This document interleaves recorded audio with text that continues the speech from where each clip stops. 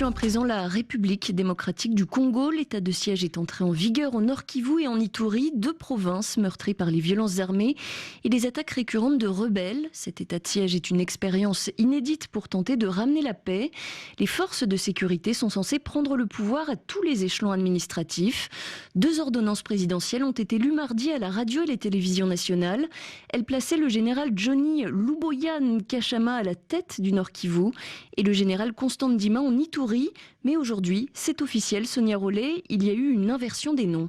Oui, la présidence a transmis les deux ordonnances qui doivent être aujourd'hui prises en considération par la presse.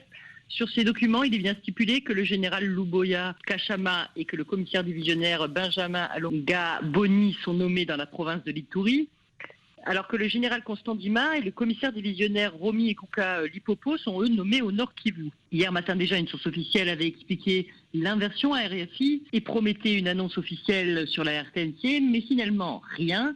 Le soir, le compte Twitter de la présidence avait tweeté une partie de l'ordonnance, qui est officielle aujourd'hui. À l'annonce des affectations, il faut savoir que la société civile s'était plainte de voir un officier issu d'une rébellion proche du Rwanda qui avait administré cette même province être nommé au Nord Kivu. Quant au général Constant Ndima, qui devait être lui en Ituri, on avait découvert après l'annonce de sa nomination qu'il était pointé dans un rapport public de l'ONU comme l'un des commanditaires d'une des opérations les plus meurtrières de la guerre en Ituri. Hier soir, un conseiller de la présidence assurait que cet officier n'avait jamais été condamné pour ce crime et que ses actions, comme celles de ses collègues, seraient scrutées. Sonia Rollet en direct de Kinshasa en RDC. Cet état de siège au Nord Kivu et en Ituri, on le disait, c'est une première. Cette expérience sera donc scrutée de près par la classe politique, la communauté internationale et les organisations de défense des droits de l'homme. L'activiste congolais Jean-Maubert Senga, chercheur au sein de l'organisation Amnesty International, nous fait part de ses inquiétudes. D'abord, cette mesure était-elle nécessaire et est-elle proportionnelle au danger, en considérant que l'état de siège est proclamé sur l'ensemble d'une province comme le Nord Kivu et de la province de l'Ituri, alors que tout le monde sait que les violences, en tout cas les plus graves, sont localisées dans certains territoires spécifiques. Le deuxième problème, c'est les pouvoirs larges et aux contours flous qui sont accordés aux dirigeants militaires. Rappelons que c'est des mesures qui ont des effets extrêmement graves sur tena batu bashakufa sana, batu bashakufa wapi tena? Si makoti hapa Eringeti batu banakufa sana tena. Mimi sijui kama tutakimbilia Beni wapi kweli. Mtu ashanja kata tamaa kuishi Beni. Na hii siku ndio mashamba kwa problem. Maisha ya Beni shakuwa nguvu sana. Mara mimi sijui kama tutafaa hii. Magari yuko nazilunguza sabitu. Sitaisha pa Beni hae. Mimi sijui kweli. Mimi sijui.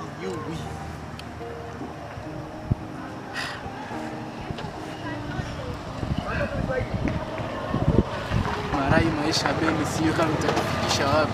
Sijui kama itatufikisha wapi. Maraba watu bashakuwa nguvu sana. Beni, ville morte pour la deuxième journée consécutive. Magasins et boutiques sont fermés. Les étals du marché central sont vides. La population a massivement répondu à l'appel de la société civile pour une nouvelle journée de grève contre l'insécurité. En République démocratique du Congo, l'état de siège a été décrété depuis le 6 mai dans les provinces de l'Ituri et du Nord Kivu. Mais dans la population, certains émettent des doutes quant à l'efficacité de cette mesure, visant à mettre fin aux crimes commis dans l'est du pays.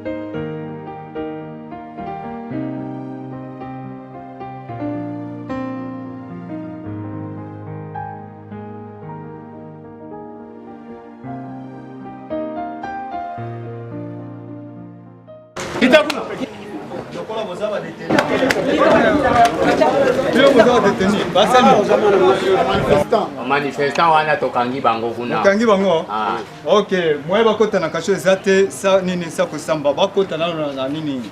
Ipa OPJ basambisa bango. Allez boya.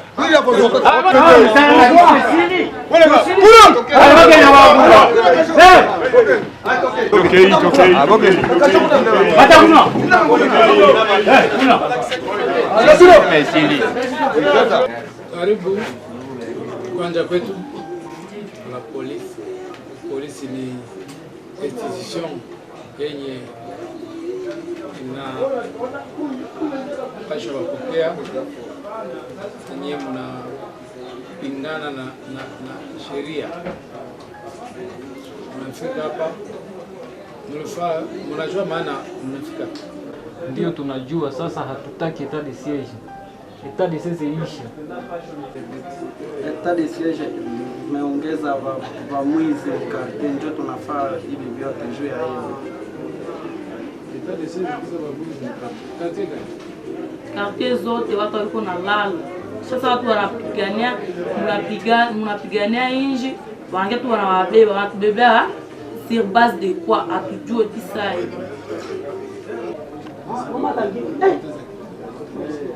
mimi naweza kuwa siapoteza kitu, wenzangu walikuwa poteza, ça me fait mal.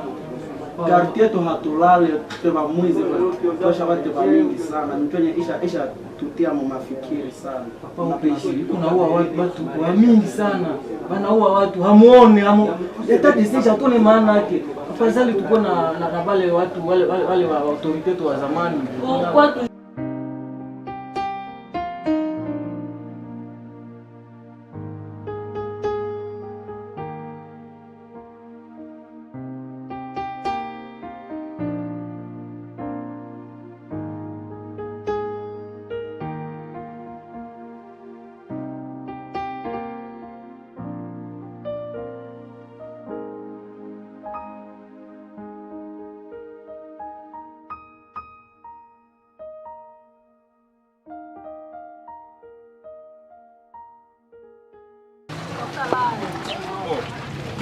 Oui. Nen. Calme. Lolo kami na retard. Ndio kama ngao. Na kama kia na tongo na kutaki yote. Azaki na pale. Azaki na pale. Azaki na pale. Azaki ndio nkuna. Nakatana bisu buklash zaraki. Buklash. Buklash. Wana bien. So buklash zao wana hivi kwa sababu sali bisu bulo na bango. Ya bwizi. Mais on m'a bien tracassé sana. Basi buklash tena ndio watakasiria na wao. Uko na telefoni, uko na franc, uko ni baba mbeba yote. Joka zile. Sikia nikwambie. Unaona kuvioleme kwa pale, just jua kusime kazi yake wewe. Senye wanafanya zile buklash, usiwazi vipi wanafanya zile buklash jua kufanya nini? Jua kutrakasea hapana. Wanafanya ile buklash jua kuwaproteger. Ile tuko tunaishi leo na mamea arme magati. Biko wanapata maarme, wanapata mamea arme mavolea. Voir même les ADF tuko tunaishi nabo makartie sans le savoir. Biko wanapatikana. Pale umejidanganya sana bo. ADF ni telefoni, iwana kubebea. Ama ni ADF ni franc ile iwana kubebea. Sikia, hapana kuwa na condamner gouvernement kazi kunafanya mzuri. Ile ni kazi ya mzuri. Kwanza wao kusoutenir hata gouvernement kuinga mkono jua ile nini? Jua ile buklash. Kumia hapana. Na ile kazi bina fanya tu kama siwezi. Sawa. Mara leo tumeleta maboro za mesha leo, vrai boro leo. Kabisa nishaona. Na msaki mko nini? Maraba mimi najua mbele leo atafurahi sana. Juu hii maboro iko magrabo pike leo tunaleta magrabo. Hizo magrabo petit nanga mais il fonde oye bape. Mbona leo na bebe kwa mkartable sio natanja tumeka hivi. Hizo mambo bakopo. Mero unajua hii telefoni moja inaweza kuwa hata $50. $50. Wewe bispri nango mtu nango mkono nango somba hapo lo banga $50. Oka telefona ba verbal to silani. Ah mais. Mbona ongeza kama tulikuwa na wewe hivi wa? Mama kwa na wewe zate papa. Sande risk. Unaanza tumeka jua kukuletea vitu. Yo zolo baki telefone eza valeur. Yo ebite valeur telefone. Mais sio unaona ma telefone angalia kwanza maniveau. Magambo ya kuona haiko pale peti yangu. Ile ko telefone ya bien. Ile telefone ya bien mais oibaki. Yote. Oipe prix nango te. Basi unajua kuiba kama unajua kazi ya kuiba au je kuiba ni nguvu. Yo ebi ko luka ebi ko telefone so ya sala nini pose wa telefone na. Petit atele ba maneno.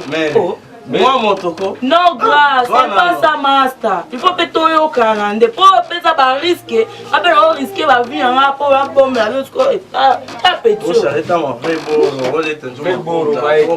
Oh lini, ya blo ba cop, ya blo ba ta, on ça ta. Tunakupenda ndo sana. Ko furai mama maneno ko furai eza wana te, papa. So ba kuti wa blo na ndana wa bike na osambwa mabe. Bela na joazia. Papa. Mama bonne no happy peti yangu bonne no happy. Oh, ishafika deja. Ça c'est stupatia moi. Eza ne ba kope master, ya ba kope. Oh, ta peti. Oh, bimisa peti wapi? Peti tapasha kupika hapa mbaya, kurudisha vitu wapi wewe? Usinipanikere. Nikuklere ndio infraction sasa, nikuklere infraction. Unanipanikere kwa vitu wangu. Mais est-ce qu'on a la belle uniwani? Basi unajua kwenye tulitosha vitu wetu. Petit boba moto donc voilà donc tout ça ndeni ni il faut tunelewana eza biloko ata fana tout ça rabata pardon. Basi unajua kama Bonjour. Bonjour master. Calme. Mère boss. Oui. Nini? Calme. Kaka gisu na kusimamisha, niko hapa, niko journalist. Sasa kenye nimependa kukuulizia, mimi nataka kukuuliza kama unaona hii depuis ya commencement ya état de siège hapa mvile yetu na territoire yetu ya Beni. Kusema état de siège. Ndio, depuis commencement ya hapa mvile na territoire yetu ya Beni. Kusema kweli depuis kwenye état de siège ilikuwa changement imekuwa sana. Changement imekuwa na imeleta mabadiliko. Vijana hawasumbue tena. Kwa sena état de siège, sina neno mbaya kuhusu état de siège parce que imefanya maana. Gisi mimi hapa leo tunakula kutoa di jour. Na sema natoka kazi. Na en tout cas journée nazipitia très bien. Hakuna kenye akiendeke, en tout cas vraiment état de siège metusaidia kujua mingi. Ni ile tu wana journalist. Asante sana na kushukuru. Haya, okay poa.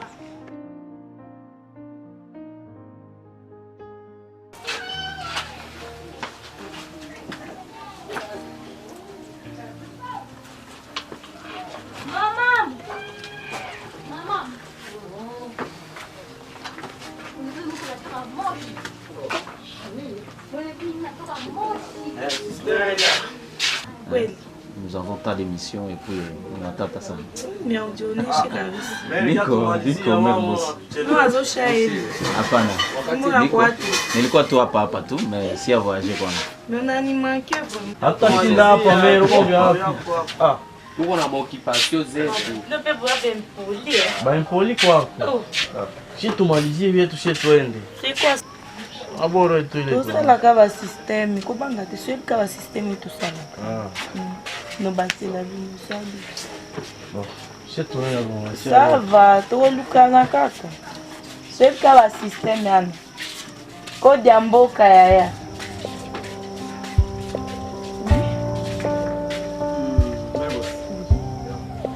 Kama kazi tu.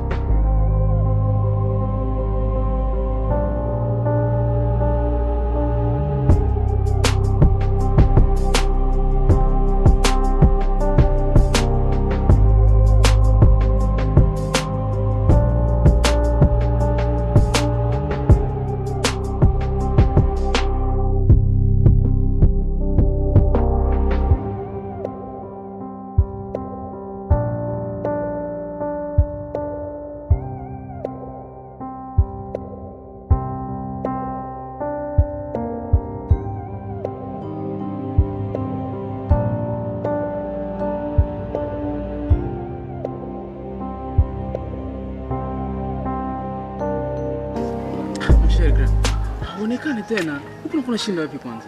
Simona. Kwanza kuna niko na historia moja yenyewe natakwambia yenyewe nipitikana nao jana. Jana nilikuwa kushow mwa hivi. Tena nikajisahau. Nikakia kutia magharibi sana bangi busiku. Unajua ilipitikana. Mimi nakutana hivi, nakutana na papa tu ya. Sasa tu nikamata, mimi nikasema hapa yote yenyewe kukuposhe naenda. Kumbe ni contraire. Mimi kikala bakaanza kuniambia saa Peti unatoka ambia saa mimi natoka hapa kwa anniversaire mwa hivi. Asa kwa anniversaire ndio tisa. Wewe kama kuvefrei. Nikamwambia saa nilikuwa nishasabu vyesu unaona kama sasa tuko kwa mafete hivi fasi ya mampule mtu wake nani wakati. Asa sawa.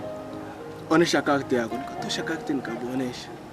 Kubonesha wakaniambia sabo isishafika usiku sana. Maana wewe hatutakuacha tunaenda na wewe. Nikasema yangu vyote vinaenda. Bakaanza kuniambia kulikuwa mkubwa wao mwaka niambia sawa. Uko na binini kuposha. Meka kwa mawazo mimi kaanza kujiuliza sasa. Wanakamata telefoni niko nayo karte na nilikuwa na $5. Nikawapatia vyote. Asa sawa. Hapa sasa tunaenda kukuacha wapi? Kupost. Utatoka kesho. Leo asubuhi ndio waliniacha. Na vitu yangu yote. Shero huko na bahati. Mimi nikasema vitu bisha change kabisa mwa Kongo. Kweli na mimi nishangaza sana. Nimeshangaza kweli. Juu ule gra Musa pale chini. Ule Musa. Juzi alisema ke bali mbana kupatrui. Bakakamata bitu yake vyote venye alikuwa navyo. Karti yake bakaikatakata. Mimi nashangala sio unasema ke wewe bali kuweka bakakugatebie bakakurudishia vitu yako vyote. Mimi nashangala. Sikia nikwambie. Ile bitu ya kunyang'anyana bisha kataliwa vrema. Maana bitikiwe tena. Kisha sasa yeye anasema vya mnyang'anya. Mimi nakwambia bitu yangu yote. Non, si karte yangu hii. Karte yangu hiyo. Sio. Niko naye. Benirudishie. Asa yake balikata hai. $5 nishatumikisha hai. Yake balikata hai. Mishangala sana, unanishangalisha. Banasema sasa kui etat de siège hakuna ukakutana na patrouille bankupeleka ndio kuposte kama shafika busiku sana na bitu yako yote utapata. Si ndio ule papa niambia na akanipatia bitu yangu nikarudia. Ili kobie sana kama tu vile jamaa anatanja faa. Mshere Kongo itakuwa.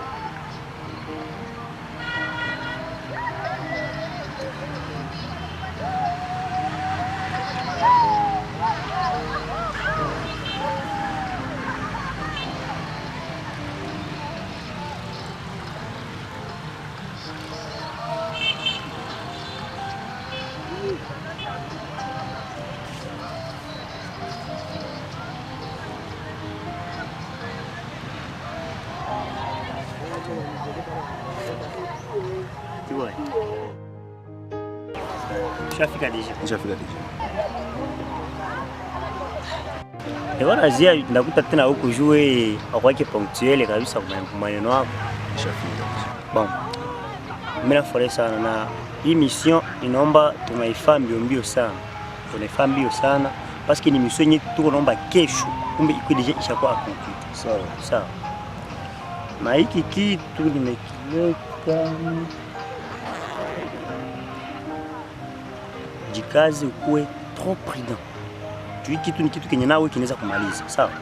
Maana unakamata hiki kitu unaenda nayo jikaze uende ukidepoze msoko ya kilo kwa nyoko ba mama.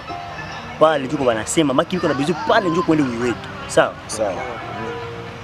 Njoo kuna pita watu mingi sana pale. Jiarrange utie pale kwa banafunzi, ba mama masamaki, kila kitu maki ujikaze ukuwe un peu prudent. Sawa? Maki kwa un peu prudent sana. Parce que na wewe unaweza kumaliza.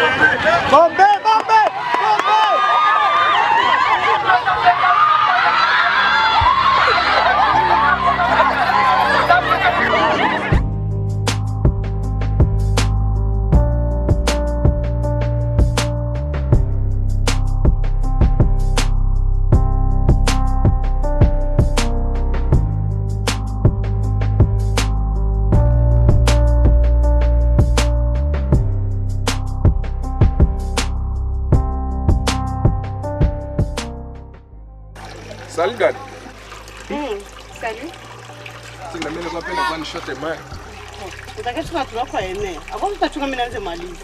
Sawa, wala shida. Okay, sawa. Lakini kwa message moja yenyewe ni napenda nikwambie. Message?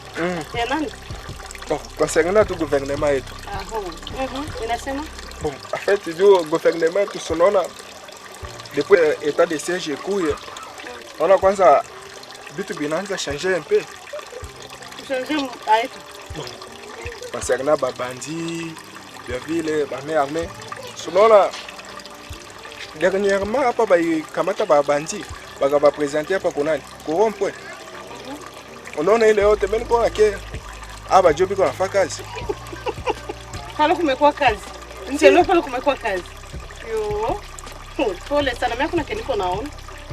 Hakuna hata kitu. Hakuna kitu na batu biko nafanya kazi. Na biko na kamata ba collaborateur ba moya ya bale bajua bale bakule kwa mapore baada. Ona bajua. Ulibaona? Na ni kwa kunani? Ku presentation nyebe ba présenter pale. Naona kama kachomwa lakini kakao. Ni kwa pale bali kamata mwa collaborateur mwa ba ADF na babandi. Beba présenter pale nini ku? Aba jobi kwa fanya kazi. Huko mugiza mwenye wenye biko hakuna kibiko wanafaa batusaidie kitu, watu wako wanakufa, lakini anambia vya état de siège. Tuna mimi vinaniona, si ai. Asuno na kitu yenyewe banasema balomba sie population ni nini? Collaboration entre sie na abo. Unaona? Na kuko batu wengine, tanto mie jirani yangu anapasha kwa pale iko nafuga bandi. Mimi nakatala kwenda kumstaki kwa nani? Kwa polisi. Ile yote iko natuma hapo bakamate wewe babandi. Naona wewe kwa message wao kubasemea. Ubioko kopera hapo. Si kwa message. Sasa? Si kwa message kubaya mimi kubuzuru. Jamani samee sana. Sina lazima kujua vya état de siège vilenda vinarudia ni kwa sababu maisha yangu niishi nijisikie nini kwa mimi nataka état de siège vinaona njoo kuna kiko kinafanyika. Turumiane, sawa? Okay, sawa. Mimi baba jobi kwa fanya kazi. Kazi kwako hapana kwangu, mimi sio ile kazi kwa wanafanya. Bon, cher journaliste ici présent, tunawakaribisha na mbele yetu mnaona tuko na wakriminali. Batu wenyewe wanakosesha Beni usalama, batu wenyewe wanakosesha usalama mwingine. Hapa sasa tuko na wakriminali batatu. Ni wizi wenyewe wanaiba na manduki, bako wanaiba na silaha, bako wanashaba usalama hata na makasuku. Ndio tuko na watu tatu hapa. Na tupenda tuwapresenter leo kwa journaliste juu muweze kubaona. Alors, tuko na vijana watatu hapa wenyewe walikamatwa na polisi. Wako wanaendesha ile hali ya ukosefu wa usalama, tumeshawakamata. Na tunawapresenter hapa mbele yenu nyie population mko natufuata à travers journalistes wenyewe tulialika hapa juu muone kazi yenyewe polisi wanafanya et surtout pendant cette période ya état de siège. Juu ya kurestaurer l'autorité de l'État. Autoritaire ya l'État tunairestaurer fatana na kurudisha usalama. Na kurudisha usalama itaanza kukamata mabandia.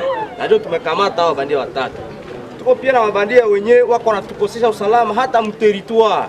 Na sasa wako na wakolaborateur ndani ya mwingine. Ndio tumeweza kamata huyu baba. Mwenyewe iko na collaborer na bale batu bajibu na kukosesha watu usalama ADF. Nimeshamkamata hapa, baada ya kukosesha watu usalama yeye kwa mwingine yuko na facilite bitu mpite hivi njoo hapa. Kama ni kutumia chakula mshamba ni hapo tu. Hapa ndio nafanya vitu. Kama ni kutumia mavazi mangoni au yuko mwingine biko na collaborer na bale batu. Sasa hii tunakamata iko eshantio kuonesha kazi tuko nafanya na tutafanya tena kazi zaidi ya ile tumefanya. Sasa tunapenda tuite mwito kunyie population muendelee kucollaborer na ma service de sécurité. juu nitete collaboration yenu hatungeweza kukamata batu kama na hapa. Sasa vile ba kolabo ni bengine biko bamisha vitama mwingine tutabatafuta na tutaidia population kama tutabakamata. Sasa vile huu mwenyewe tunakamata hapa ni mfano. Hasa hapa tuko na basumete justice militaire itafanya kazi yao ni periode etat de siege. Mutaweza kuona bengine benye tutakamata hapa karibuni. Hivi tunaomba nenye population kama mnakamata mtu msimupige mawe. Munaita ma service securite tunafika pale na tutakamata batu na tutabasambisha na tutajua nini ama objective gani biko nayo ili tupermete tujue na sisi kufanya kazi yetu nzuri juu population mulale na amani. Sababu objective ya polisi ni kusema mulale na amani yote. Wala umwe lengo kubwa yenyewe ya kazi yetu ama objective ya kazi tumefanya hapa leo ni kuwaonesha hapa batu muone kazi tuko nafanya. Na sasa tumeshabatia ku disposition ya ba OPJ na ba OPJ batabatia ku disposition ya justice militaire na justice militaire itafanya kazi yao. Kila mtu atalaumiwa kufuatana na kosa yake alitenda. Asante. Bives. Oui. Mimi kuna kuambia. Leo wanasema leo ni greve. Hii mafere hii ya kuenda kwa greve hii. Shao kukataza. Acha mimi nimejionea hii mafere na macho. Nimefika kule kubiro washa kamata wapetile walikuwa nasema wana greve mwi mama desordre. Leo ukisema unaona jitosha hapa etat de siege haitaki vile. Sasa kuna kuambia. Sasa kaka John vile unaoga sana. Mimi napenda ngomanyie inji yangu. Napenda kesho inji yangu kuwe mzuri. No. Haiko kusema sie bote hatutaki inji kuwe bien. Susi yetu sie bote ni inji ikuwe bien. Lakini haiko hivi kufaa tena ile polisi nini njoo na kwa sasa sie tuko na pigana nayo. Hapana. Tuache serikali ifae kazi yake. Tuwakorde wakati ikala hapa. Sitaki nikuone tena kuna kibrema. Ikala hapa. Sawa kaka, mimi naacha kwanza nani etat de siege kwanza naangalia kama batafanya. Ndio. Vile njoo ya maana tusikuwa nataka kurevendike mu vitu venye na tuyo na suite. Tuache kwanza bafae kazi yao. Afete objectif yabo njoo yetu. Sie wote tunataka kepe ikwe bien tuishi mu amani. Njoo ile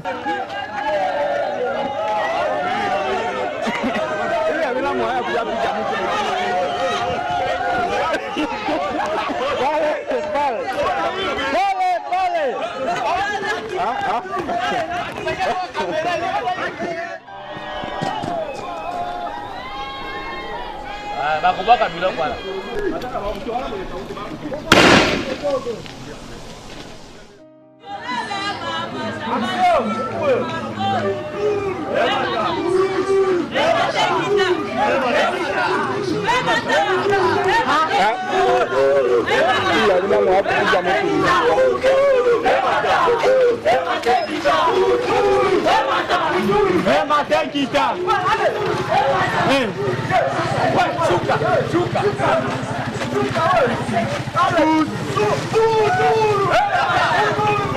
Nyakati sasa tulilamuka tukafika mu balabala muko mandripopaje za masasi.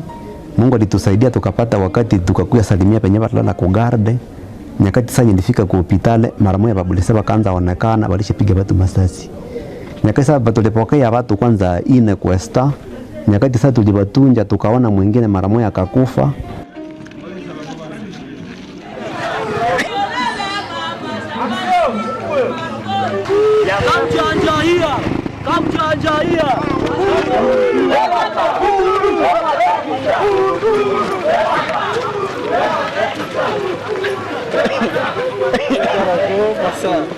Boa,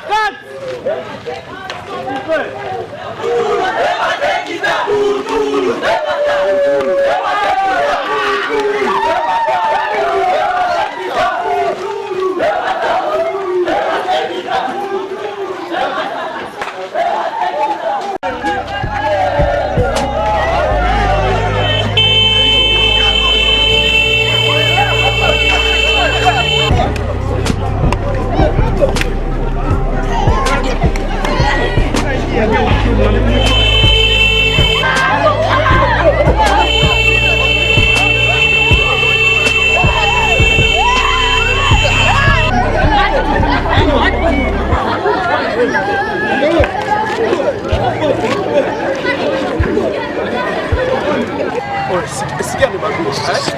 Ona wewe. Sikia. Kama mnakamata mwizi, pardon grand. Iba mwizi Sikia kwanza. Ngoja kwanza. Kama mnakamata mwizi, yeye amwezi kushiriki kwenye justice. Unapasha mnapasha peleka njoo mwizi mwenye mnamkamata kumikono aleta. Hapana nyewe peke kushiriki kwenye justice.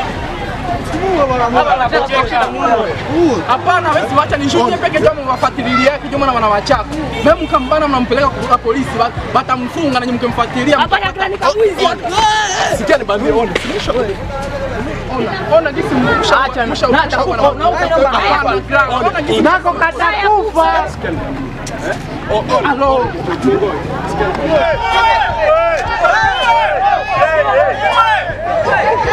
Huyu anafanya nini? Na wasakata wewe. Basha na mwingine yule pale bashamuua. Ule pale. Sasa wanasema alifanya nini? Wanasema ni mwizi. Aliiba, walikuwa wote bawili. Ndio waliiba. Bosi, yako kengala na bembe wana tome maina na hospitali. Unaendea mosho.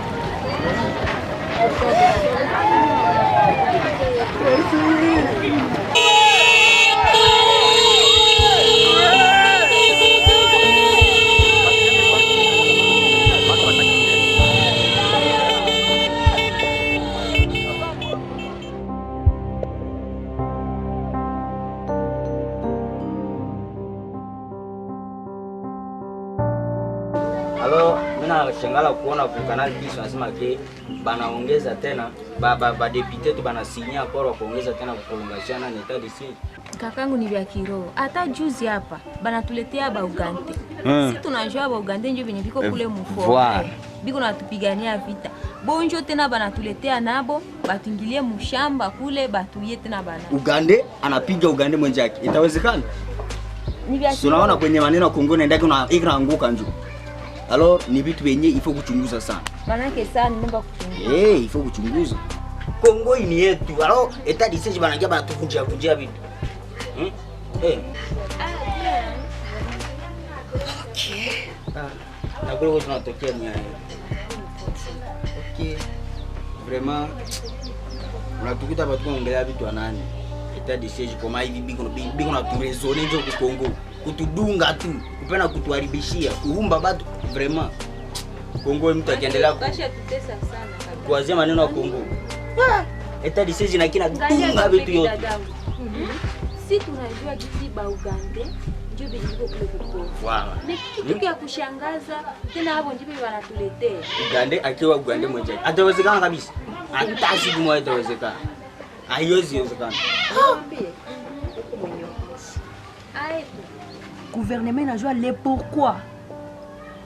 Uganda biko napigana vita. Si mwasikia tena banaru. Juzi hapa komanda sijue ndimo. Barua watu. Oui. Ndio. Bale ndio biko natupigania. Ba Uganda na FARDC. Usiniambie. Ndio. Amfuatake maradio. Ndio rebele tena atutupigania. Ikwe Uganda kwani bote biko na bapiga rebele wote kwe Uganda kwe Kongole ni kupiga tu. Amfuatake maradio. Kusema vyote vinapitana kwa radio. Ndio mko nafuata maradio. Na mambo wa etat de siege sasa. Etat de siege. Soutenir nani sécurité. Sécurité nye. Nyatoni. Kuandika hapo kufasiria. Sikiliza, bana liko kubaliwa. Amko nasikia? Babandi uko na kulu. Amko nasikia ile yote ni kazi ya nini ya etat de siege. Mtoshe tena yiko kumacho etat de siege iko natumika. Maana tusaidia. Inatusaidia sana. Ndio, mimi kwa nyuma etat de siege, funa nyuma kwa nyuma etat de siege. Inatusaidia. Maana sio uminyorasi ndio sema haitusaidii. Sikusema lakini mfungule macho etat de siege kunatumika. Les réalisations, je pense qu'on y est au moins 60%. Et que donc, si nous avons eu cette opportunité, comme je disais, cette opportunité de rester au moins pendant 11 mois. Lever l'état de siège, c'est ça ce que nous avons dit au chef de l'État. Parce que si aujourd'hui, à Ituri, si vous voulez que l'état de siège reste, donner un petit exemple que nous vivons tous ensemble. Il y avait avant l'état de siège autour de 300 barrières. Aujourd'hui, nous sommes à plus de 1000 barrières en Ituri seulement. Et comment vous voulez que l'état de siège, qui ne donne même pas la paix pour laquelle elle a été décrétée, puisse encore continuer? Les barrières légales ou illégales? Illégales. Là, nous parlons de barrières illégales qui tracassent la population. Monsieur le Président, le Premier ministre a passé 48 heures dans le meeting. Il n'a pas retenu quelques Monsieur le Président, s'il vous plaît, une question. Aujourd'hui, vous brisez l'omerta pour dire que l'état de siège doit être levé, alors que le gouvernement militaire dit que l'état de siège a reçu à 60%. Est-ce qu'il y a une discordance d'opinion? Si l'état de siège, selon lui, a reçu à 70%, alors qu'il faut qu'il laisse alors les 40% aux civils, ce n'est pas mauvais. Tenir de votre réunion de tout à l'heure. En tout cas, on peut retenir que nous avons, nous, en tant que gouverneurs, parce que vous savez, la différence de l'armée, la gestion de la chose publique nous demande de rendre compte. Et donc nous avons rendu compte sur les réalisations que nous avons faites depuis les 11 mois où nous sommes ici. Et nous avons donc exposé devant le Premier ministre avec les députés ainsi que notre hiérarchie. Et je pense qu'ils ont quand même vu le travail. Et là, qu'est-ce que la population peut compter sur cet état de siège? Ah, beaucoup, hein. Je crois que la chance qu'on a eue, c'est que ce n'est pas 15 jours, c'est 11 mois. Ils ont vu le résultat. En 11 mois, même notre hiérarchie, même le Premier ministre, ils ont vu ce que nous avons fait. Vous pouvez demander, je ne pense pas qu'avant, on avait un tel résultat. Le résultat est palpable et c'est ce qui est une bonne chose. 11 mois et on peut voir, on peut effectivement évaluer. Merci, mon général. Merci. Sur la mission du Premier ministre qui n'est rien que c'est de venir évaluer l'état de siège. Et c'est dans ce cadre-là qu'il nous a reçus, nous, les députés provinciaux de l'Ituri, mais aussi les membres du gouvernement provincial de l'Ituri.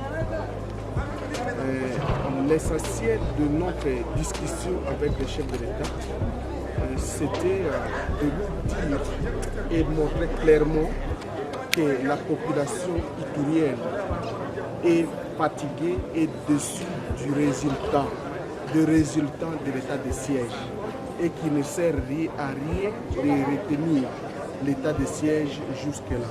Donc l'état de siège doit être levé, c'est pour nous amener la paix en Ituri. En tout cas, ce n'est pas par l'état de siège qui a montré sa limite, mais que le gouvernement puisse réfléchir autrement que de penser seulement à l'état de siège. Donc l'état de siège a déçu la population iturienne par rapport à ces résultats qui ne sont pas satisfaisants. Malgré l'état de siège, il y a des tueries, il y a des incendies et nous tous nous sommes témoins de l'état de siège. Et ce qui a été important et surtout rassurant, c'est surtout le Premier ministre qui a été attentif à notre message, qui était le message de la population iturienne. Et il nous a promis de faire le rapport au chef de l'État. Donc voilà un peu, mais aussi, à part ces questions, nous n'avons pas aussi manqué de dire au Premier ministre la situation que les députés provinciaux et la population iturienne est en train de vivre aujourd'hui. Nous ne savons pas pourquoi nous sommes des personnes qui sont en train de payer les lourds tributs de l'état de siège. C'est vraiment inconcevable que l'Assemblée provinciale de l'Ituri, qui est dans l'état de siège comme celle du Nord Kivu, soit impayée pendant 10 mois et que les députés provinciaux puissent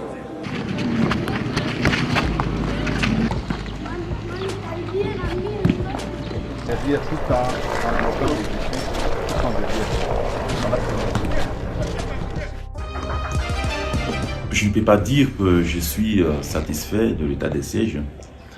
C'est notre population qui doit nous juger.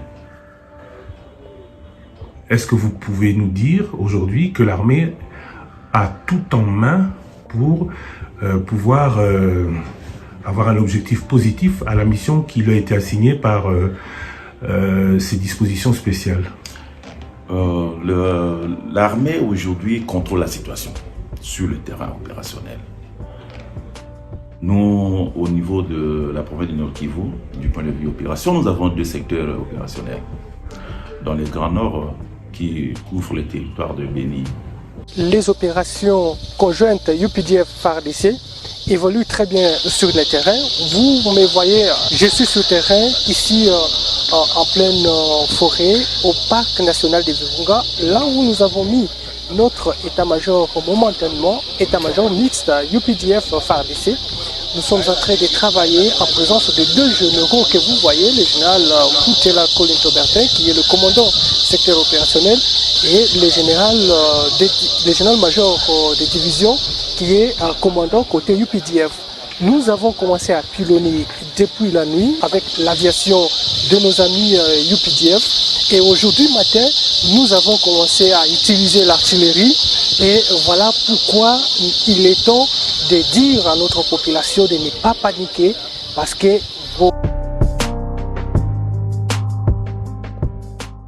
sont en train de travailler pour donner la paix à notre population. Le chef d'État Antoine Félix Tshisekedi Tshilombo vous a dit qu'il a mis tout en marche pour que ces opérations puissent réussir, pour que la paix puisse revenir dans cette partie de la République démocratique du Congo. Et nous, FARDC, nous sommes engagés à accompagner le président de la République, à accomplir le vœu du président, du commandant suprême, parce que c'est notre mission. Notre mission, c'est vous donner la paix, et c'est notre devoir. Et votre droit, c'est de nous accompagner, parce que sans vous, nous ne pouvons rien faire. Retenez que les FARDC et l'UPDF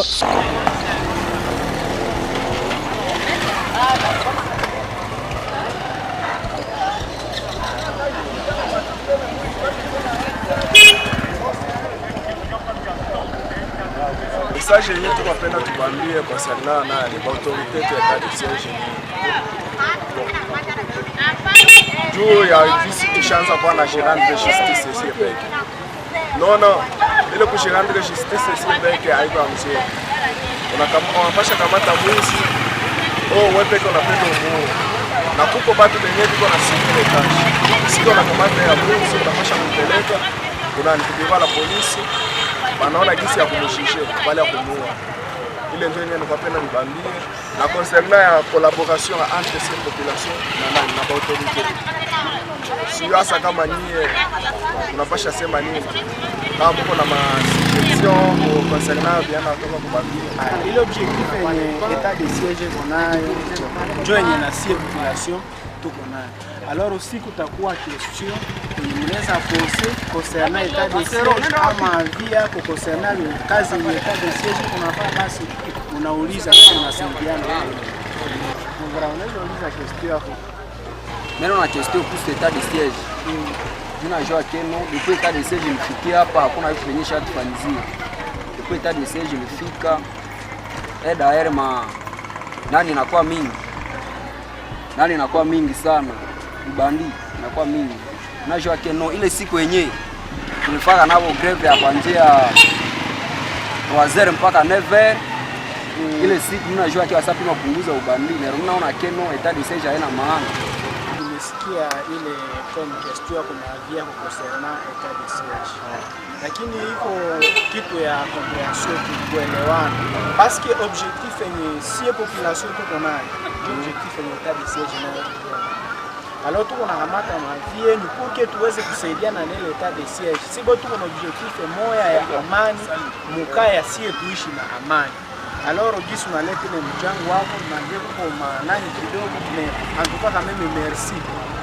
Tuko naangalia gisi sie jeune, sie population tutasaidiana na état de siège juu amani. Parce que ikikuwa mfano si hatusikilizane na état de siège, je pense que itakuwa sasa ndio facile ile hali. Hatutaweza kurudi. Niko na swali. Mego question. Tata explication kidogo kuhusu etat de siège. Wewe gisi mimi naona. Kuhusu abasoda bako naingiza munani mu patrouille. Mwanzo ilikuwa ile malandro kisere makuza njiko nenda mu patrouille. Bana suspect, banakubeba kwa major. Kule ndio wanakusambisha, wanapata kama utalipa, kama utafungiwa, unarudia kunyumba. Hii system ya watu wako naingia munani mu wale basoda bako wanaingia mu patrouille, wanaingia mu mikulu, wanakutana batu. Sawa. Wanakutana batu, wanakucheki maposhe, hata kuuliza kama uko bandia, hata kama unatoka wapi. Acha kutana poshe kwa lala au telefoni anaibeba anaenda. Tutakosa kama ile iko mfaso gani kama wako na ile je kulinda amani anamuna gani. Mimi nataka répondre juu ile question hapa. Sisi unasema juu ya makuza haiko na yaenda tena kupatia. Unaona mbele ilikuwa hivi, baba shaita kuonana na polisi yake baba ndiki kuingia fasi fulani. Sasa sasa banakia na kuza. Ile muolio tu ya kuza, bandia atakwesha sikia. Mais sasa biko nakuya na miguu. Na miguu haiko nafika hizi fika mbio kwanza. Na miguu haiko biko naacha kuza mbali. Mimi banakuja na jua nini? Juu bandia asiyoke watu wanakuja kukamata. Ndio hiyo. Na ile façon ndio nasema ke ya kuboshe solo na kila mtu akoelewa. Kisi wewe uko na wazi, haiko ndio na kisi mimi ndawazi. Unaona? Mais vile vyote vitaishi. Kule façon vile. Na siko nakamata tu mtu sura. Mwenye alikufaa vile. Uko na dua yote ya kwenda kureklami. Unamuonesha na batamuona. Hivyo kisi ni kaka pale anaongea. Unaona etat de siège kitu kinaiforce ile population. Tunatia mkicho yake objectif ya ile etat de siège iko sana. Maneno ya gouvernement ndio mko hapo. Tafuta solution ya etat de siège tutafanya sio population. Sasa unaniacha Unyatia banyatia banipeyo banamuwa.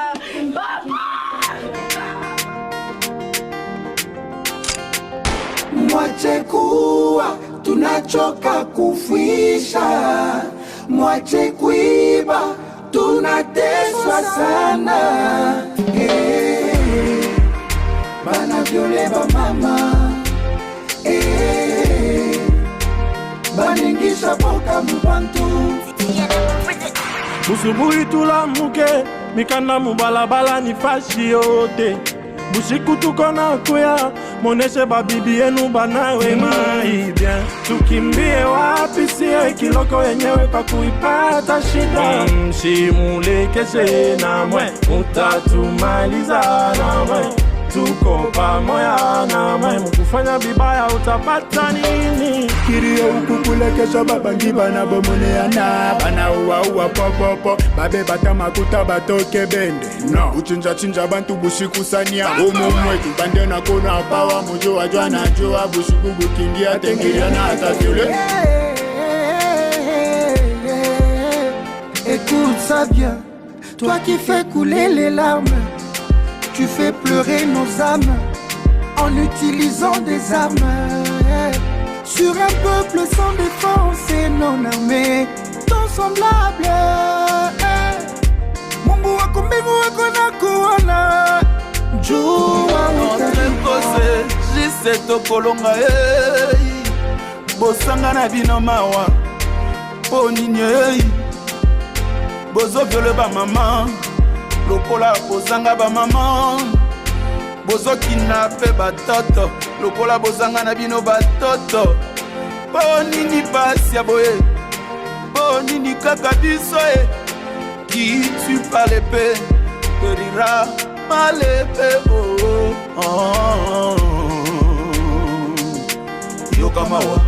Yokamawa tunachoka kufisha, mwache kuiba tunateswa sana. Bana viole ba mama, banengisha boka mbantu.